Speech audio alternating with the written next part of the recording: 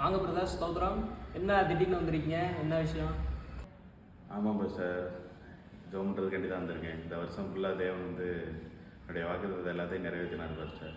அதனால் ஜோம் பண்ணிக்கலாம்னு வந்தேன். இது மாதிரி ஸ்டார்டிங்கிலே ஒரு இடம் ஒன்று வாங்கினேன் சார். நம்மக்கிட்டையும் இடம் இப்போ 2 ஏக்கர் அதிகமாக வாங்கியிருக்கோம்.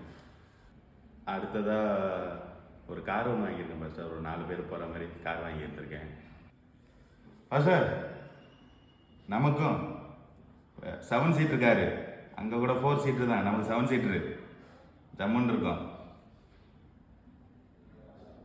சார். அப்புறம் கூடிய சீக்கிரத்தில் இப்போ கல்யாணம் எனக்கு ஆக போகுது சார். பொண்ணு பார்த்துருக்காங்க, கல்யாணம் ஆக போகுது சார். சொல்ல மறந்துட்டேன், நமக்கு ஒரு பொண்ணு பார்த்துருக்காங்க வீட்டில். பிரதர், உங்களுக்கு தான் ஏன்னா கல்யாணம் ஆகிட்டு என்ன பிரதர்? மன்னிச்சிருங்க பிரதர், நீங்கள் 2 பேரும் மாறி மாறி இவ்வளோ சொன்னீங்க, கடவுள் ஆசீர்வதிச்சதை.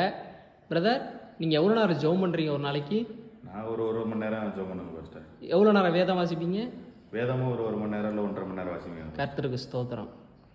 பிரதர், இவ்வளோ நேரம் அவர் சொன்னார் 1 மணி நேரம் ஜெபம் பண்ணுறேன், 1 மணி நேரம் வேதம் வாசிக்கிறேன்னு. இப்போ நீங்கள் சொல்லுங்கள், இவ்வளோ நேரம் கையை முந்திக்கிட்டு தூக்குனீங்க.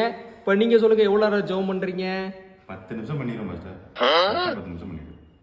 சரி, 10 நிமிஷம் ஜெபம் பண்ணுறீங்க. எவ்வளோ நேரம் வேதம் வாசிப்பீங்க? வேதம் வாசிப்பேன் பாஸ்டர். 91 கட்டாயமாக வாசிச்சிருப்பேன் பாஸ்டர். டெய்லி 91வது அதிகாரம் சங்கீதத்தை கட்டாயமாக வாசிப்பேன். Okay brother. பிரதர், இவ்வளோ நேரம் வந்து உங்கள் அண்ணன் சொன்னதுக்கு எல்லாம் வந்து போட்டி போட்டீங்க.